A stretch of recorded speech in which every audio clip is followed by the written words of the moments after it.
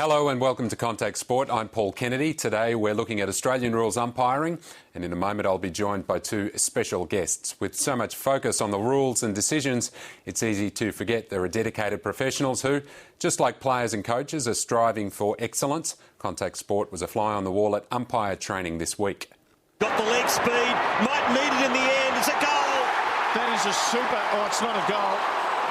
Goal umpire says no goal. Over the line. But it's a super play. What's happened here? They don't know. Let's have a look. Oh, that's a disgrace. That's a goal. That is a disgrace. That's a goal. He's in perfect position, the goal umpire, and he stuffed it up. That is unforgivable. That is. He should never go umpire again. And we have a look at a quick kick here. Now, the North players are saying touched or hit the post. And... Tony will take the repeat group out under the freeway. Is there anyone interested in an easy 30 minutes? Yep. No? Yep.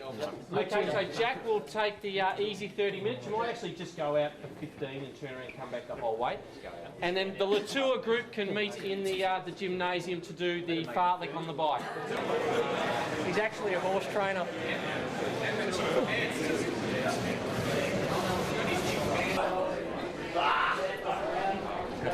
Can't get it.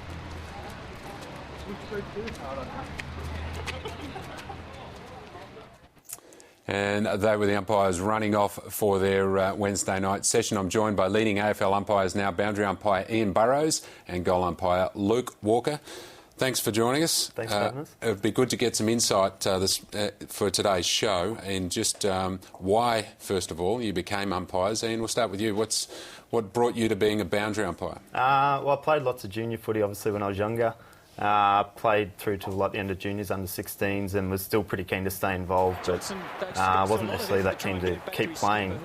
So a good way, I was always pretty fit as a youngster, so I thought a good way to stay involved was to take up the boundary umpiring. And it was your running ability that saw you go on and become an AFL umpire? Yeah, well, I was always a pretty good runner, nothing terribly special, but loved getting out and having a run. So boundary umpiring, of course, there's plenty of running up and down the line, and I thought that might suit sort of my skills. We'll talk about the fitness and your fitness benchmarks in a few moments. But Luke, what brought you to goal umpiring? At what point do you say to yourself, I want to be a goal umpire?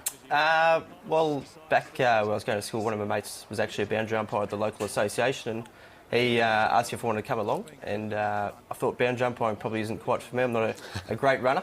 So he suggested I do the goals, and I did say to him, I said, why would I want to do that? And he said, you can do 2 games in one day, so you get paid double. So as a 15, 16-year-old, I thought that sounds okay, so I'll give that a go.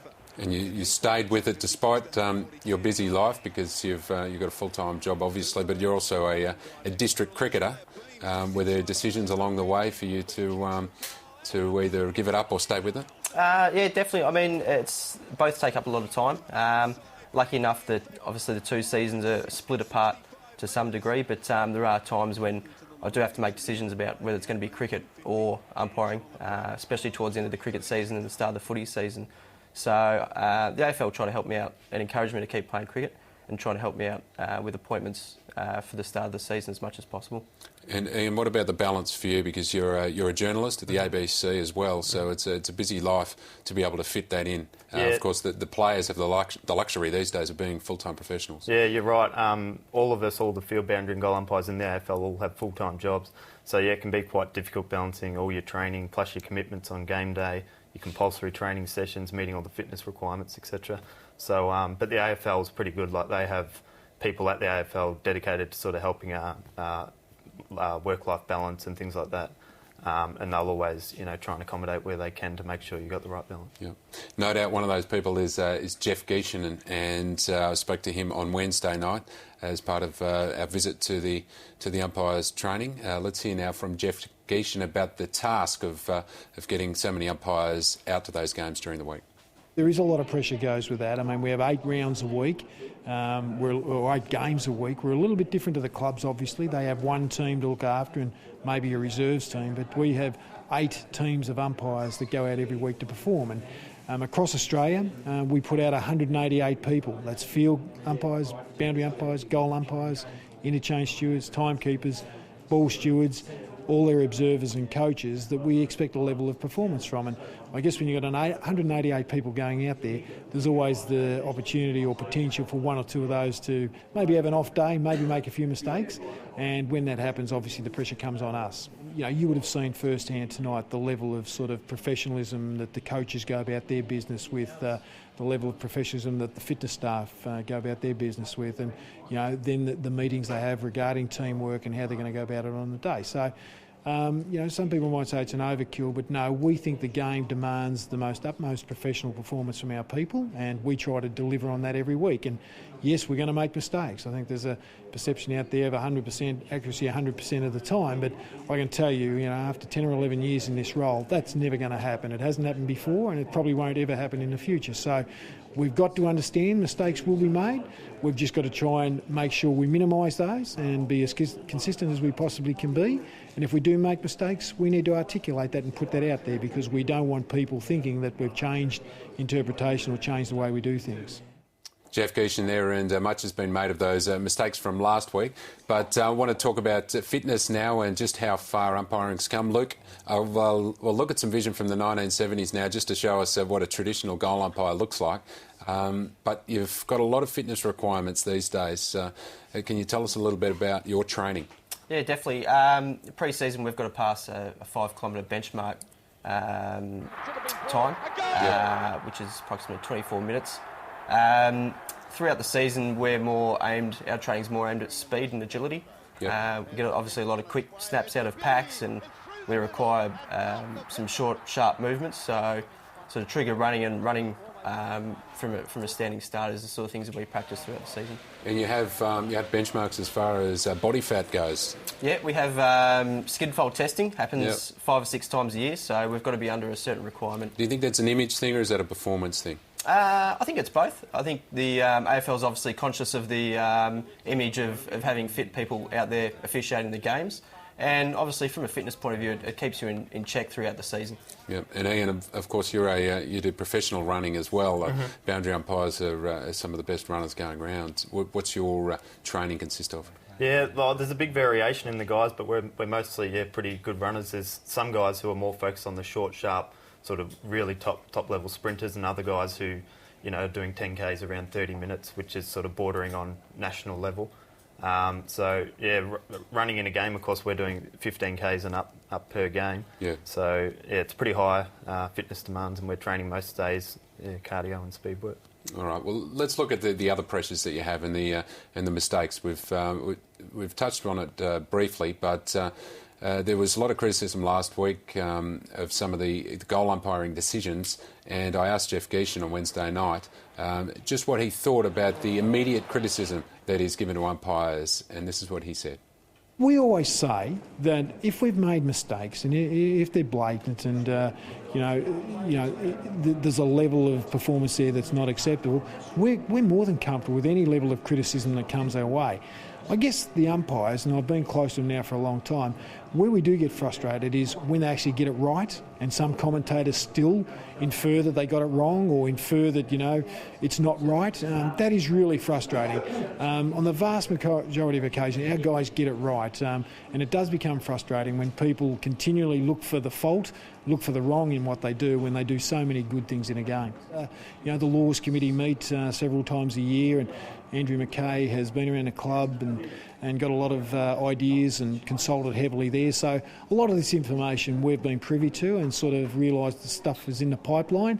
So we had a chance to get our head around that. But at the end of the day, you know, decisions will be made by the Laws Committee, the Commission and what have you.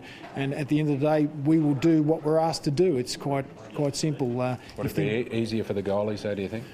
Yeah, there's certainly merit in that. I mean, we saw the Hawkins one in the grand final last year under this system. That would have stood as a goal and we wouldn't have all the controversy. And we saw one with Brad Green the other week, exactly the same thing. So there is a bit of merit in it, but again, it's not my decision. It's something we made by the people in charge.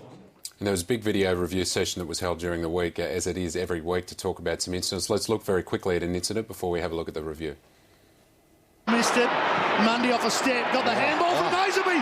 Mundy's kick is a goal. The Dockers! They're still coming! Oh, hang on, who is it to go? I think it is. Is it touched or... Coming, guys. Well, let's have a listen here.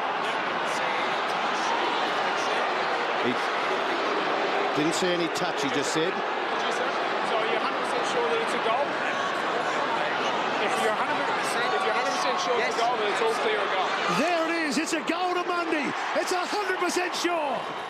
And as we look at the pictures from Wednesday night, the review, Luke, can you tell us about the consultation? That's been the word this week used in addressing some of these decision-making processes.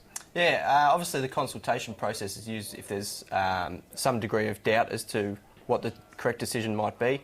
We're going to approach the field umpire if we're ever in doubt, and he'll orchestrate the consultation process and call in the boundary umpires if necessary and get their views, just so that everyone's clear as to what the correct decision will be.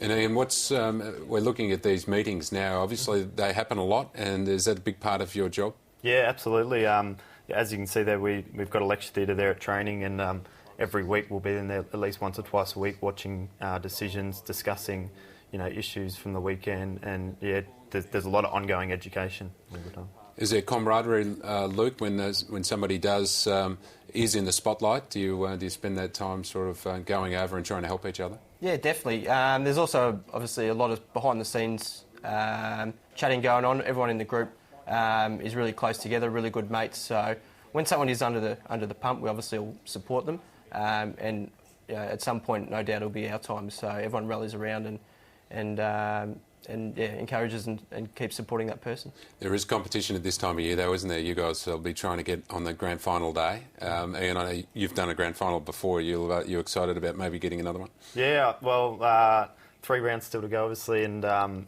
as you say, it gets very competitive at this time of the year, and just like it is for the teams, for all the umpires, we've got a big list, and they've got to cut that right down to the best umpires from week 1 of the